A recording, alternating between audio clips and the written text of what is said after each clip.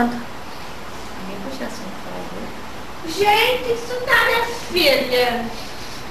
O aluno tem que ter raciocínio. Se o aluno não tiver raciocínio, o aluno não dá nada. Amanda, Põe sacarídeo. presente. Presente. Jéssica, presente. Pereira, presente. Marcelinho,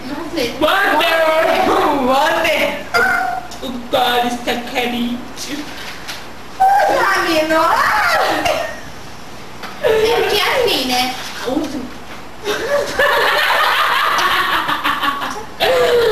Aí, tipo, aí começa o seu Maurício, né? Porque o aluno tem que ter raciocínio. O Clodovil começa a falar, né? O aluno tem que ter raciocínio. Se o aluno não tiver raciocínio, o aluno não vai fazer um bom trabalho. Eu não estou acostumado a dar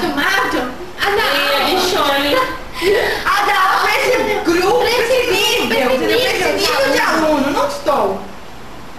Aí menos. Wonder. Muito chique. 6 sobre 1. Itália. Wonder. Rapidinho, seria o telefone, tá? Querida. E vai descendo, perdendo a liga de cá. Não vou estudar. Tá bom. Então eu vou baitar lá do lado.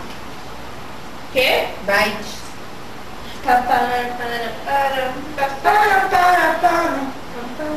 Maravilha. Maior deve estar saindo lá.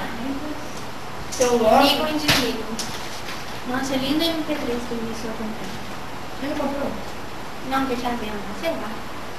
Não sei. Vamos lá, Luísa. Vamos ver esse aqui. Ô, peraí.